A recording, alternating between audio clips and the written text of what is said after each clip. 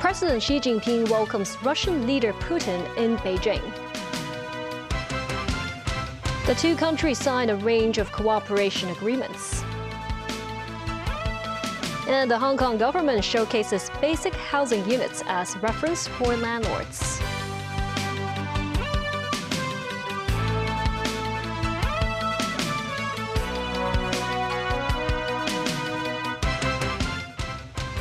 Good evening, and thank you for joining us.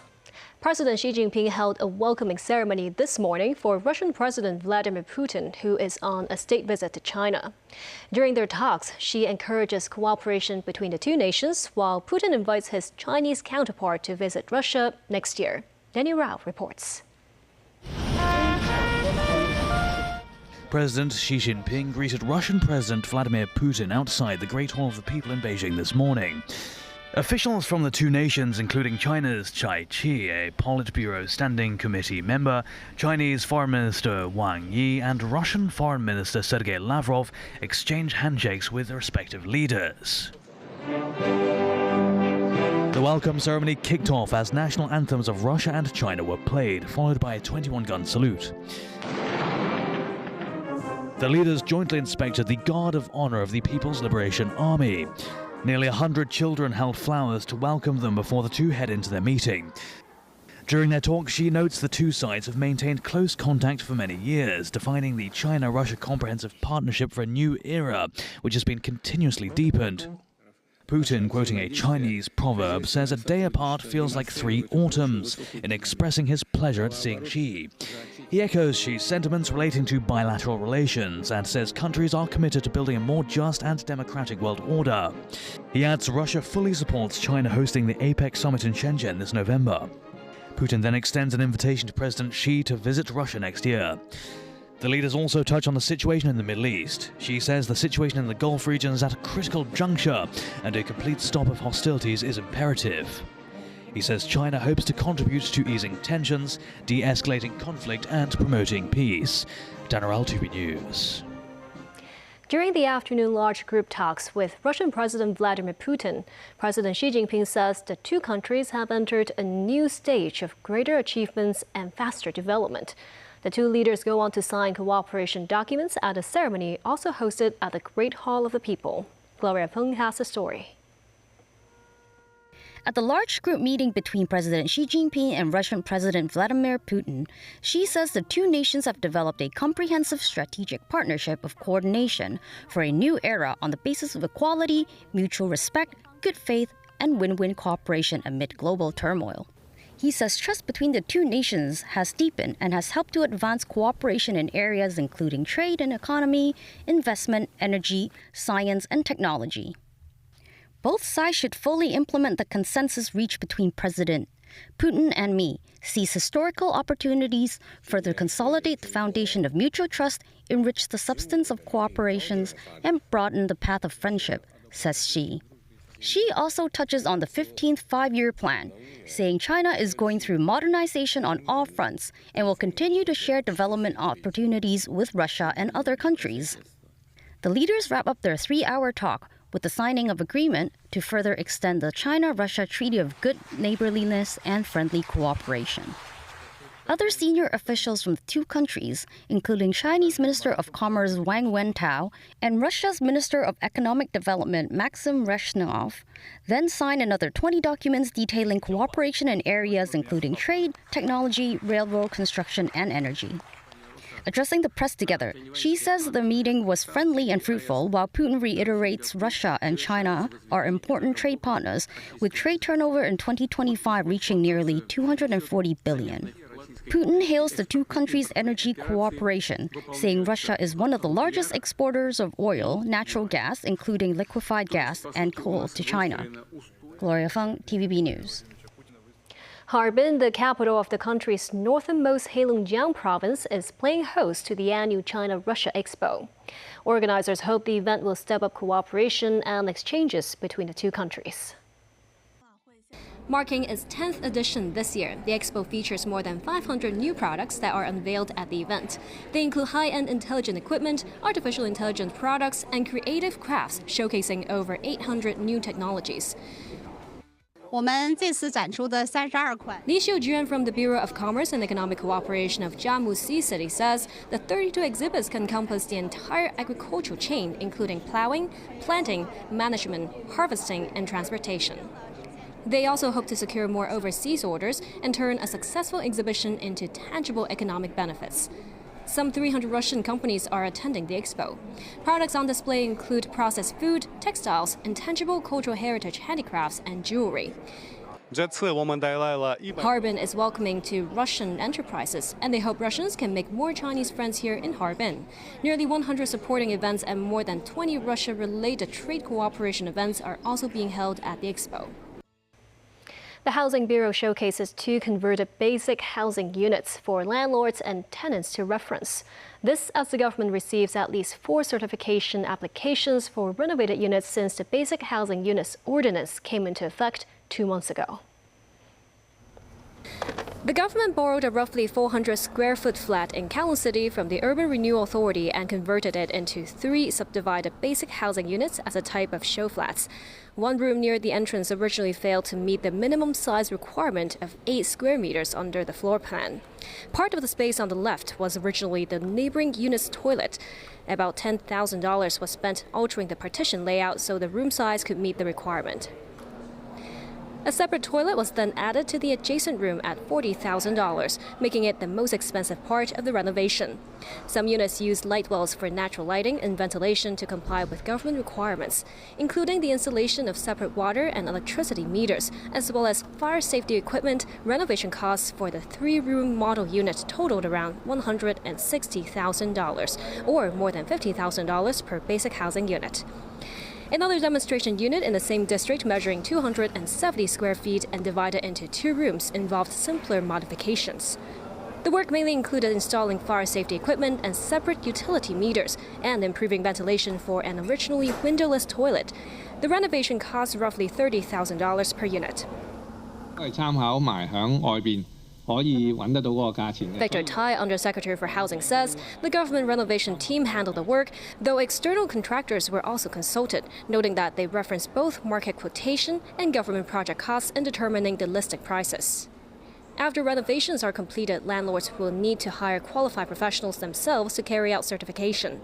The government says the certification cost for each subdivided unit is about $3,500 at market rates. The Basic Housing Units Ordinance took effect in March. Authorities have so far received at least 4 certification applications for renovated units, which are currently under review. Jason Chan, Principal Assistant Secretary for Housing Special Duties, says in the first year, the priority is registration. Once registration is successful, landlords will have a 36-month grace period, making up a total transition period of 48 months to complete the certification process.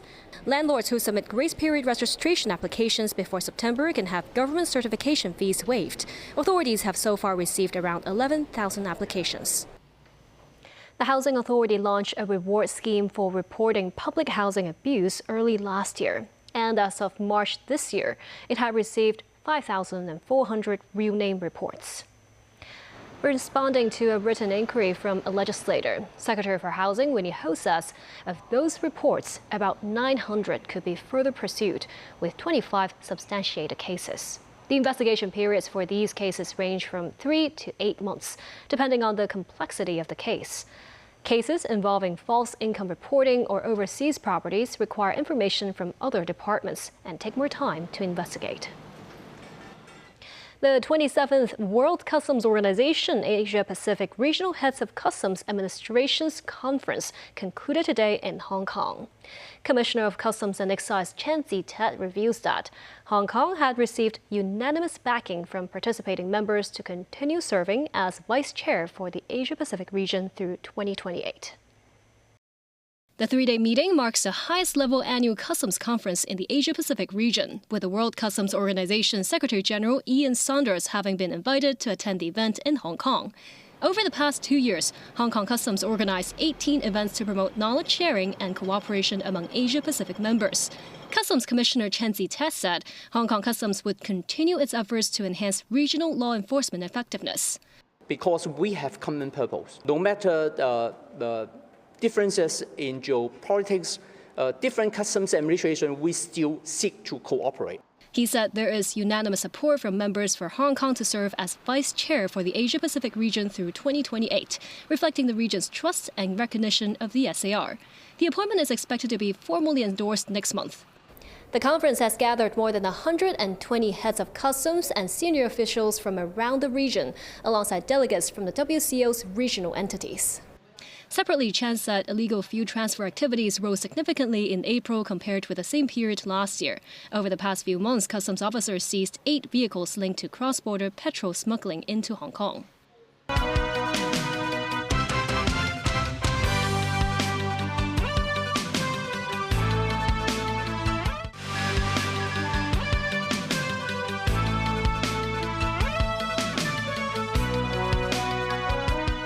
U.S. President Donald Trump said he was an hour away from ordering strikes on Iran, but some of the Gulf allies urged him to pause, believing they are close to a peace deal. However, he didn't rule out further strikes on Iran if an agreement cannot be brokered. Meanwhile, Iran's Deputy Foreign Minister for Legal and International Affairs briefed members of the country's parliament's National Security and Foreign Policy Committee on the latest developments of the talks with the U.S. Daniel Rao tells us more. US President Donald Trump said he was an hour away from ordering strikes on Iran, but some of Washington's Gulf allies urged him to pause, believing they're close to a peace deal. Trump said he's giving Iran days to make progress in negotiations to avoid his planned resumption of strikes, but then suggested he might give Tehran a week. However, he said if no progress is made on a peace agreement, the US may need to strike Iran again. You know how it is to negotiate with a country where you're beating them badly, they come to the table, they're begging to make a deal, because they're begging to make a deal. I hope we don't have to do the war, but we may have to give them another big hit. We may have to give them another big hit. I'm not sure yet. You'll know very soon. US Vice President J.D. Vance said it is not always clear what the desired outcome of Iran's negotiating team is. It's not sometimes totally clear what the negotiating position of the team is. And I don't know if that's sometimes bad communication, if that's bad faith. I wouldn't pretend to venture a guess there, but I will say with confidence, it's sometimes hard to figure out exactly what it is that the Iranians want to accomplish out of the negotiation. So what we've done is tried to be as clear as possible. Elsewhere, according to Iran's official Islamic Republic news agency, Deputy Foreign Minister for Legal and International Affairs Kazem Garibabadi briefed members of the country's parliament's National Security and Foreign Policy Committee on the latest developments of the talks with the US. The IRNA said Iran's latest proposal to the US centers on several key issues. These include preserving Iran's right to uranium enrichment and the peaceful use of nuclear energy, and ending hostilities on all fronts, including that in Lebanon. The latest proposal also demands the US lifts its naval blockade against Iran, unfreezes Iranian assets abroad, completely withdraws its troops from the areas surrounding Iran, and compensates for war damages. Daniel, TV News. 2 teenagers who shot and killed 3 people in an attack on a California mosque were radicalized online, where they first met and shared white supremacist views, according to authorities and writings they penned. Investigators also found at least 30 guns, ammunition, and a crossbow at 2 residences after Monday's attack in San Diego, and were trying to uncover whether the shooters had broader plans. Tracy Furness has more. Photos of the 3 victims killed in Monday's shooting at a San Diego mosque. The victims who lost their lives yesterday were there to help others, be part of a community that came together in peace. Instead, they were confronted by teenagers who appear to have been radicalized online to believe that they didn't belong because of how they looked or where they worshipped. Police say firearms were found at the homes of the suspects, who are ages 17 and 18. We've executed 3 search warrants at residences associated with the subjects. During those searches, we found and seized numerous firearms from 2 of those locations, including numerous pistols, rifles, shotguns, ammunition, tactical gear, as well as electronics. So far in this investigation, we've seized over 30 guns and a crossbow. Authorities praised the men who died, including Amin Abdullah, a well-liked security guard at the mosque. He never stopped smiling to anyone, our community members, as well as our visitors. If it was not for him, as Chief mentioned, the carnage would be much worse. A vigil was held in San Diego Tuesday as the city's Islamic community grieved for the 3 men killed during the mosque attack. Yasser Kazia, whose father was killed during the attack, paid tribute to his father, who ran a local store. Whether he was forgiving you for that Snickers bar, that you didn't have that dollar, or for stirring up that Ramadan lentil soup that you all love. He knew his one purpose was to serve this beautiful community that we were born into, literally. But there was also another crucial role that he played, which was as a husband, a father, and a grandfather. He was not only a pillar of the community, but a pillar of our household. Tracy Furness, TVB News.